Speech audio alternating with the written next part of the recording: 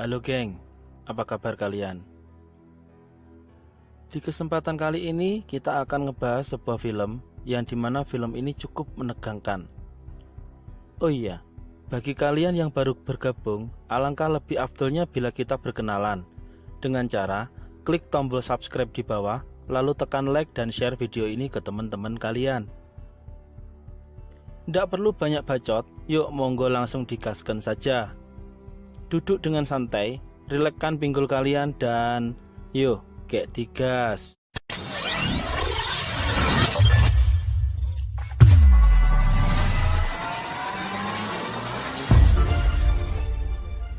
Film ini berjudul Perempuan Tanah Jahanam. Dilihat dari judulnya saja sudah sangat mengerikan. Film ini diawali pada seorang gadis cantik bernama Maya yang sedang menjaga pintu tol. Dia bekerja pada shift malam. Saat waktu hampir tengah malam, ada sebuah mobil butut yang akan masuk pintu tol, di mana mobil ini sudah berulang kali masuk dan melewati pintu tol, dan hampir setiap hari mobil butut ini keluar masuk tol. Saat sedang membayar karcis, orang tersebut terus melihat ke arah Maya dengan muka seram. Dan kali ini dia berhenti dan mendatangi Maya. Lantas dia menanyakan apakah Maya ini bernama Rahayu. Namun Maya menyangkal. Dia mengatakan kalau dia ini Maya. Pria tersebut lalu pergi.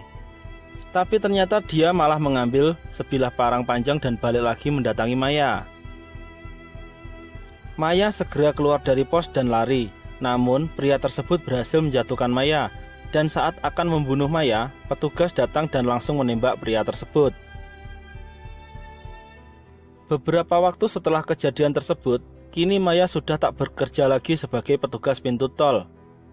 Dia membangun bisnis kecil-kecilan sebagai penyuplai pakaian di sebuah pasar bersama Dini sahabatnya. Karena memang pasar yang ditempati mereka kurang ramai, mereka pun sempat frustasi. Saat sedang berada di toilet, Maya memperlihatkan sebuah foto satu keluarga, dan di belakang foto tersebut bertuliskan Kidono Wongso, Nyai Sinta dan Rahayu yang berumur 5 tahun. Maya pun mendapat ide, yaitu dia berniat mencari keberadaan kampung di mana Maya dilahirkan, karena di sana dia masih mempunyai harta peninggalan dari orang tuanya. Saat sedang buang air, Maya melihat ke bekas sayatan pria misterius yang menyerangnya di tol beberapa waktu lalu. Dia mendapati secari kertas yang bertuliskan aksara Jawa pada bekas lukanya. Lantas Maya pun memfoto kertas tersebut. Namun, kertas tersebut malah jatuh ke kloset karena Maya dikagetkan oleh Dini yang tiba-tiba membuka pintu toilet. Singkat cerita, mereka berdua pun on the way kampung halaman Maya. Diketahui bernama Desa Harjosari, Madiraja. Karena memang cukup pelosok, perjalanan pun memakan waktu yang sangat lama.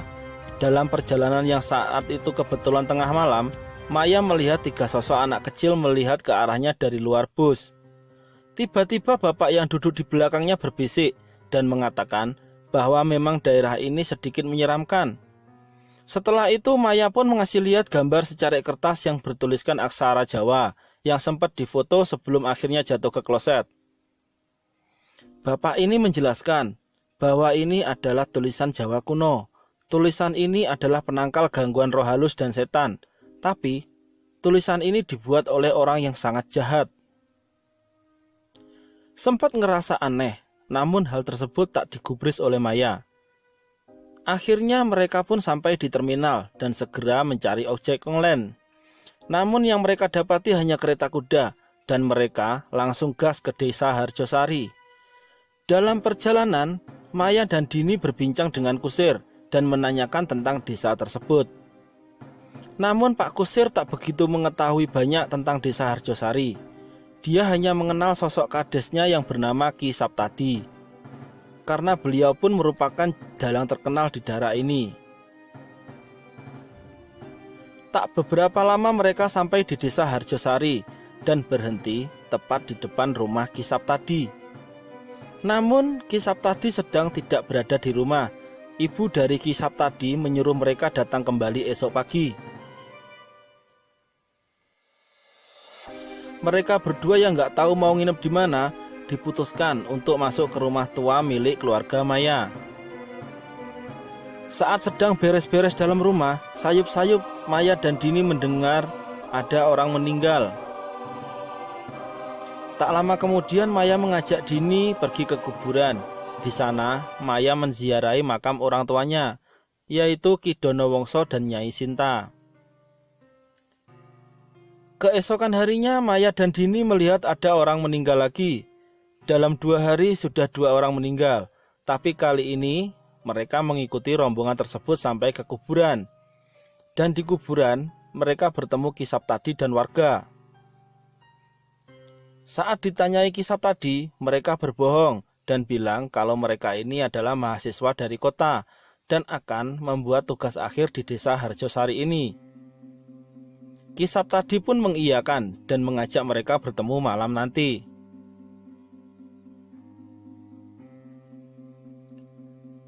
Sepulang dari kuburan, Dini langsung balik ke rumah. Sementara Maya pergi untuk mencari makan. Maya pergi ke sebuah warung kecil dan Maya sempat bertanya perihal rumah besar yang ditempati Maya tersebut. Mbah dari mbak-mbak penjual ini hanya berkata bahwa rumah itu adalah rumah iblis dan sarang berbagai penyakit.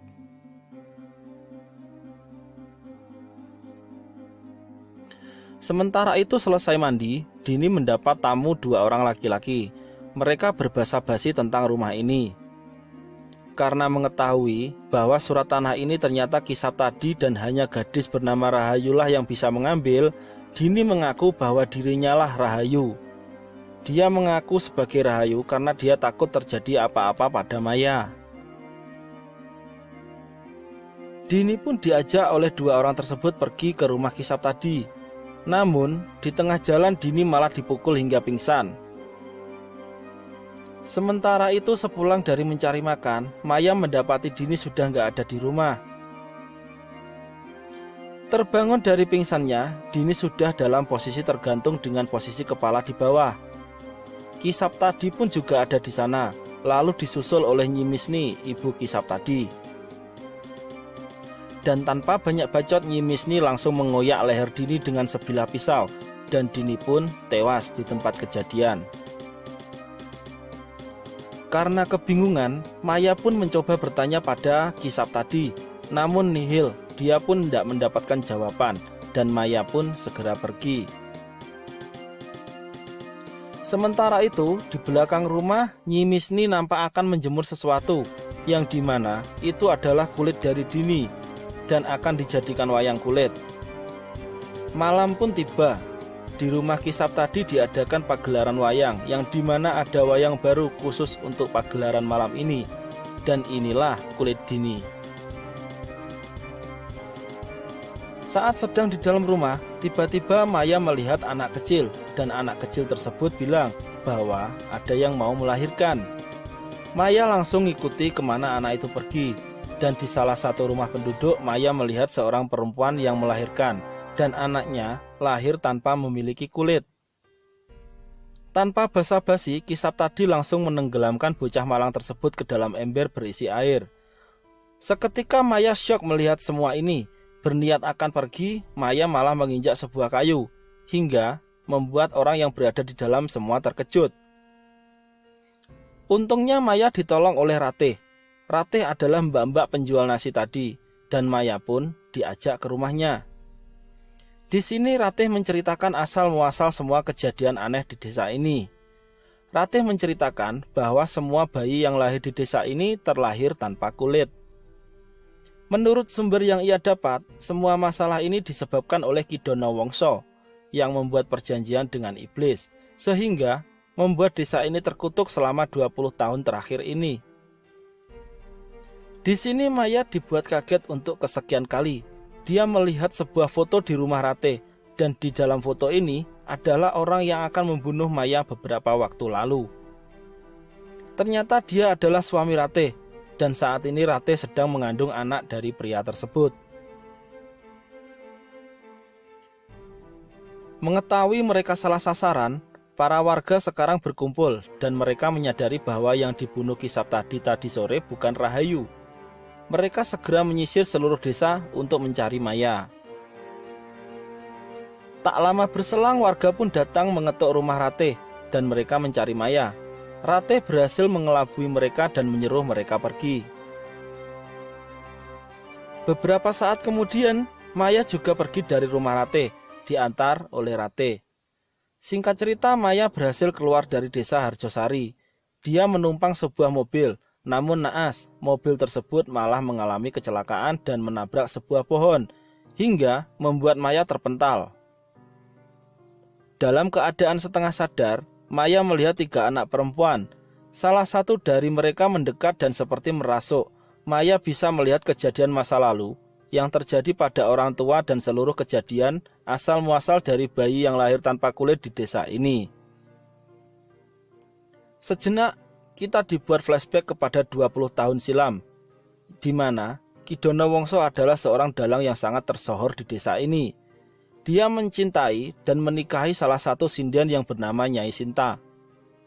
3 tahun berlalu mereka menikah, namun tak kunjung juga memiliki keturunan. Hingga Maya pun melihat bahwa sebenarnya dia bukanlah anak dari Ki Dono Wongso, melainkan anak dari Ki Saptadi. Karena Nyai Sinta berselingkuh dengan Ki Saptadi hingga membuat Nyai Sinta hamil. Mengetahui hal bejat tersebut, emak dari Ki Saptadi membuat ritual agar Ki Saptadi lupa dengan Nyai Sinta. Dan ritual tersebut berhasil. Singkat waktu anak Ki Dono Wongso alias anak Ki Saptadi pun lahir, namun memilukan. Anaknya lahir tanpa kulit. Dan Ki Dono Wongso melakukan hal yang sangat keji. Dia menculik 3 orang anak perempuan, lalu membunuh dan mengambil kulitnya. Dari kulit tersebut, Ki Dono Wongso membuat wayang dan memainkan wayang tersebut di pagelaran. Hingga hal mengejutkan pun terjadi. Kulit Rahayu berangsur-angsur kembali pulih dan normal. Masih dalam keadaan setengah sadar, Maya mendapat bisikan dari hantu anak kecil tersebut bahwa semua kutukan akan hilang dengan cara Maya harus mengambil wayang kulit yang dibuat dari kulit mereka, dan wayang tersebut berada di rumah Ki Saptadi, lalu mengubur wayang tersebut bersamaan dengan tulang belulang mereka yang berada di ruang bawah tanah rumah Ki Dono Wongso.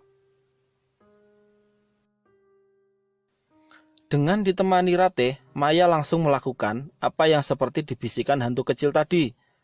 Selesai menguburkan wayang beserta tulang belulang 3 anak perempuan tersebut, tiba-tiba Nyi Misni datang bersama penduduk. Maya pun dipukul hingga pingsan.